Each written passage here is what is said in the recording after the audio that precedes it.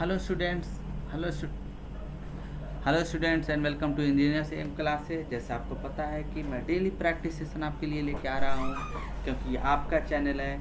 हम सबको मिलकर जिम्मेदारी निभाना है। जब आपने जिम्मेदारी उठा लिया है, आपने मेरे चैनल को आप आगे बढ़ा रहे हैं, क्योंकि आपका चैनल है, तो मेरी भी जिम्मेदारी है कि मैं अपने पैरामीटर्स पे आपको पूरी तरह से खड़ा दिखूं और आपको एक लेवल पे सेटिस्फाई करूं।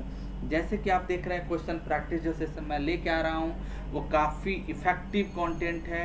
क्वेश्चन ही भले, लेकिन कॉन्सेप्ट हम लोग डिस्कस करते हैं और पूरी तरह से मैं अच्छे से प्रैक्टिस करा रहा हूँ। और ये फ्लूइड मैकेनिक्स का लास्ट सेशन है, क्योंकि आज फ्लूइड मैकेनिक्स आपका ख़त्म हो रहा है। कल से इस पर स्टार्ट होगा सिविल मैकेनिकल के लिए हाइड्रोलिक मशीन्स का सेशन, वो ख़त्म होगा। स्ट्रेंथ ऑफ मटेरियल चलेगा।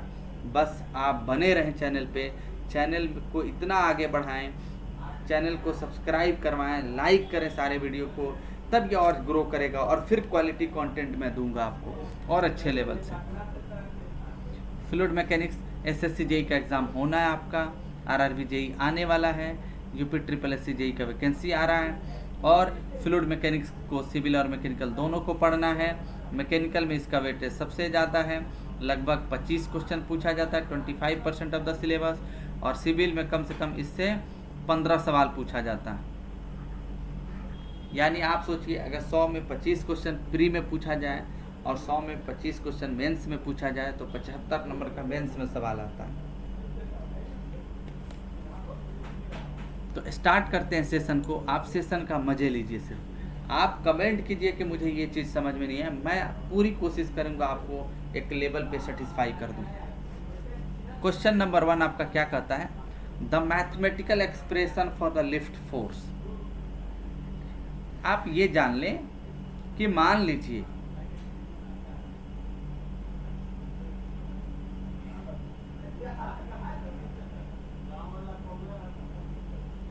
यह एक बॉडी है और ये एयर में ट्रेवल करेगा, मान लीजिए फ्री स्ट्रीम वेलोसिटी से। तो यहाँ पे दो तरह के फोर्सेज लगते हैं, ये रिजल्टेंट फोर्स हुआ और ये आपका लिफ्ट फोर्स हुआ, ठीक है। सॉरी, ये आपका ड्रैग फोर्स हुआ और ये आपका लिफ्ट फोर्स हुआ। When the solid body is moving in the air, here two type of the forces are developed. The one is drag force and the other is lift force. जैसे अगर aeroplane की बात करें, वो fly करता है, तो here two type of the forces is acting because the plane is a solid body which are moving in air. और मूविंग इन एयर को हमने फ्री स्ट्रीम वेलोसिटी मान लिया। तो यहाँ पे ड्रैग फोर्स डेवलप होता है। ड्रैग फोर्स कहने का मतलब क्या हुआ? The force develop along the direction of motion. Force develop along the direction of motion. Develop along the direction of motion.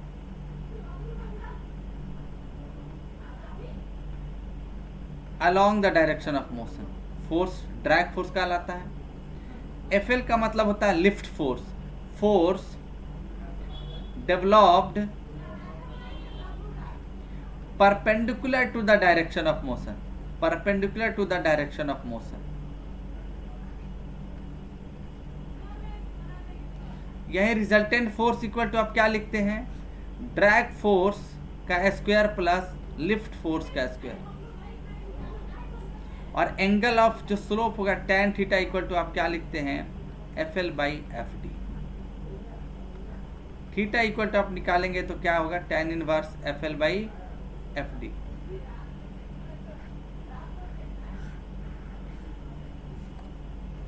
तो ये आपका कहलाता है drag force and lift force. And the equation of the drag force is written as like that, half rho A U square और C D.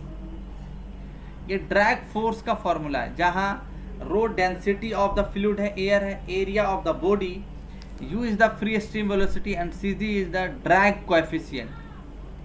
Now the lift force is also written as FL equal to half rho a u square CL. तो lift force पूछा है, मैंने drag force को सारे explanation आपके सामने है। जहां लिफ्ट फोर्स में rho density, A area, V velocity, free stream and CL is the coefficient of drag lift. तो फॉर्मूला आप देख लें यहाँ पे 1/2 rho A U square CL, B will be the right answer. अगला सवाल देखते हैं, question number 2। A streamline body is defined as a body about which. Streamline body, दो तरह का बॉडी होता है, एक होता है streamline body and the another is bluff body. Streamline body एक ऐसा बॉडी है जहां पे स्ट्रीमलाइन बॉडी से कोइंसाइड्स करता है और वहां पे the flow suppression is suppressed. याद रखेंगे मल्टीपल टाइम, बहुत ज्यादा इंपॉर्टेंट सवाल है ये आप लोग के लिए। अगला सवाल है question number 3। The total drag on a plate held normal to the flow is called. The total drag on a plate held normal to the flow is equal to, total drag on a plate held normal to the flow is equal to, तो इस तरह के equations को आप क्या कहते हैं? Pressure drag. Total drag जो डेवलप होगा, मान लीजिए कोई एक ये बॉडी है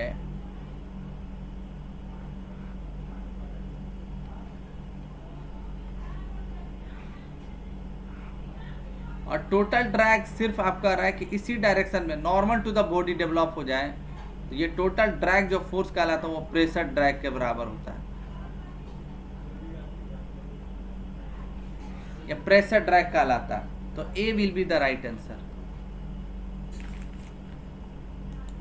अगला सवाल है question number 4। The coefficient of drag and lift are the function of. We all know that drag force को आप लिखते हैं half rho A U square CD, and now the coefficient of drag is calculated as 2FD divided by rho A U square.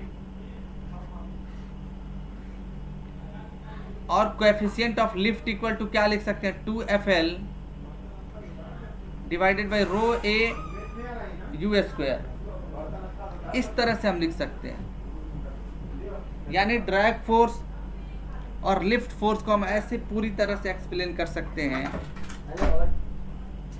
और यहां से देखेंगे कि CD और CL जो फंक्शन होगा,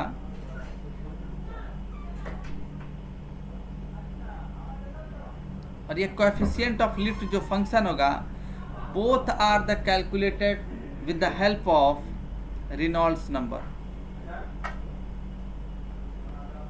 ये सिर्फ रेनॉल्ड्स नंबर के बेसिस पर ही कैलकुलेट किया जा सकता है,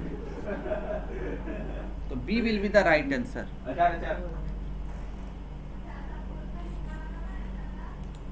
अगला सवाल है question number 5। The drag force on a body is the result of. अभी आपने देखा कि ड्रैग फोर्स एक ऐसा फोर्स होता है, अगर कोई सॉलिड बॉडी एयर में मूव कर रहा है तो अलोंग द डायरेक्शन जो फोर्स का कंपोनेंट डेवलप होता है उसे हम ड्रैग फोर्स कहते हैं। फॉर एग्जांपल मैं आपको फिगर से समझाता हूँ। Suppose this will be the body like that. Aeroplane आप समझ लीजिए, एरोप्लेन का विंग से ये, और यहाँ पे ये मोशंस हो रहा है, ये कहलाता है फ्री स्ट्रीम वेलोसिटी। इसे कहेंगे एयर की वेलोसिटी, जो फ्री स्ट्रीम वेलोसिटी है।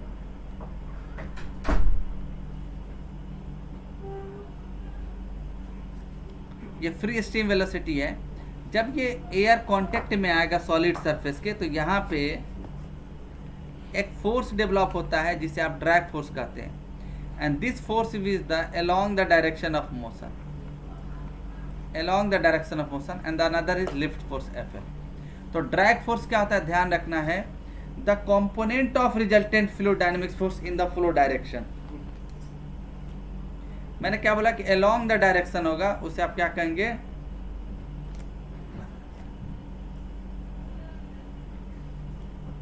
तो B will be the right answer. अगला क्वेश्चन है question number 6। The body is called bluff body. दो तरह के बॉडी होते हैं, एक आपका दो तरह का बॉडी होता है, एक आपका स्ट्रीमलाइन बॉडी, बाली आ जाएगा, बाली आ जाएगा। और दूसरा होता है आपका ब्लफ बॉडी।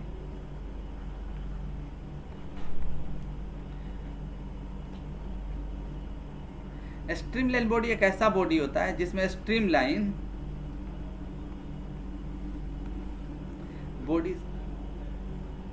बॉडी से कोइंसाइड्स करता है। स्ट्रीमलाइन बॉडी का आने का मतलब जहाँ पे बॉडी स्ट्रीमलाइन बॉडी से कोइंसाइड्स कर जाए, ब्लफ बॉडी में कोइंसाइड्स नहीं करता है, तो do not coincides with the, ये स्ट्रीमलाइन बॉडी कहलाएगा, और ये आपका कहलाएगा bluff body.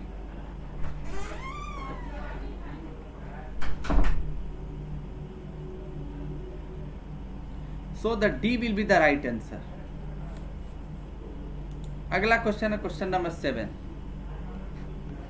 What will be the drag force on a plate of the size 2 mm into 2 mm?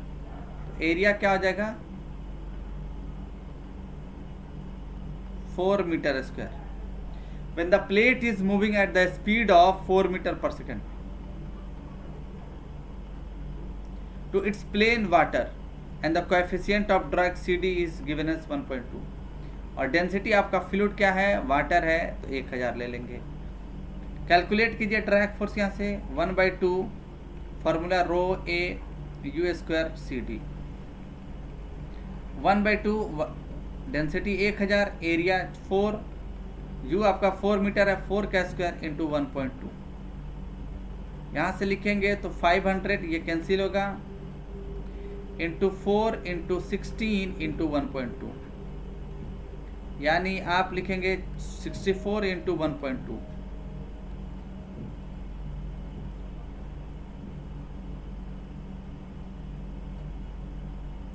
अगर आप इससे मल्टीप्लाई करेंगे तो ये वैल्यू आएगा 60 गुने 64,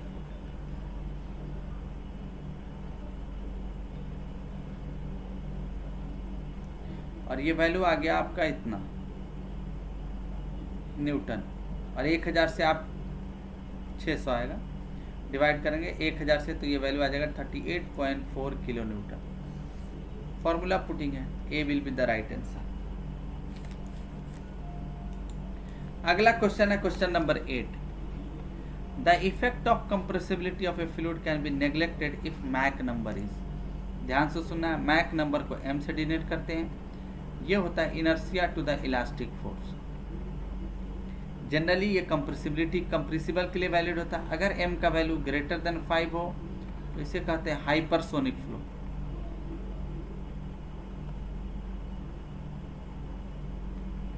अगर m का वैल्यू 1 से बड़ा होगा तो इसे कहते हैं सुपरसोनिक। अगर m का वैल्यू 1 के बराबर होगा तो इसे कहते हैं सोनिक। अगर m का वैल्यू लेस देन 1 होगा तो इसे कहते हैं सबसोनिक फ्लो। लेकिन एक जनरल कंडीशन याद रखेंगे, अगर m का value less than equal to 0.34 हो गया तो ये गैस के लिए होता है मैक नंबर, गैसियस फ्लो के लिए। ये कंप्रेसिबिली अगर ऐसा हो गया तो ये जो कंप्रेसिबिलिटी इफेक्ट जो है इनकम्प्रेसिबल के जैसा बिहेव करने लगता है। अगर मैक नंबर का value less than equal to 0.3 हो जाए तो gas becomes behave like a incompressible fluid. यहाँ नहीं दिया है, लेस देन 4 दिया है तो ये भी चलेगा, कहीं पे 0.4 भी लिया जाता है तो ये इनकम्प्रेसिबल के जैसे बिहेव करने लगता है। अगला सवाल देखते हैं question number 9. The parameter which determine the friction factor of the turbulent flow is called, आप जानते हैं Reynolds number and relative roughness are used to determine the turbulent flow. याद रखेंगे the most essential feature of the turbulent flow is, turbulent flow का conditions आप जानते हैं क्या होता है। The first conditions is high velocity and the second is low viscosity.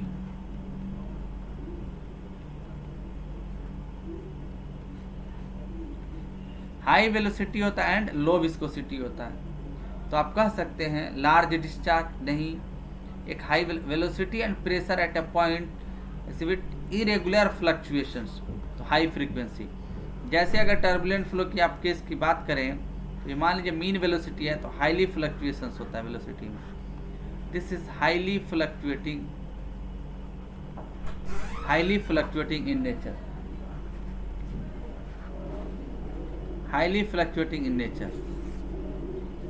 तो velocity and pressure point are highly fluctuating with velocity, तो 10 का सी होगा answer. Question number 11, the head loss due to the turbulent flow as compare to laminar flow. समझ लें laws of fluid frictions क्या कहता है। Laws of fluid friction,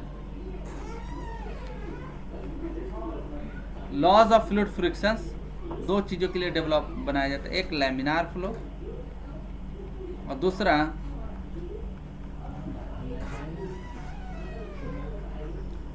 turbulent flow. In the laminar flow, the head loss is directly proportional to the velocity, but in the turbulent flow, the head loss is directly proportional to the v to the power n. और ये n जो 1.75 to 2 होता है और generally इसका nature होता है parabolic. 1/7 power law से वेरिएशंस होता है और यहाँ पे हाईली। तो ये आपका सेशन कंप्लीट हुआ और आई होप आपको काफ़ी वीडियो पसंद आएगा और आपका फ्लूइड मैकेनिक्स आज पूरी सब्जेक्ट कंप्लीट। कल से स्टार्ट करेंगे hydraulic machines, this is the application of fluid mechanics. और आपको काफ़ी सेशन पसंद भी आ रहा है, जैसे आपका रिस्पॉन्स है। बस चैनल को ग्रो कराएं, बाकी हम लोग देख लेंगे आगे सब चीज़ें। Thank you for watching.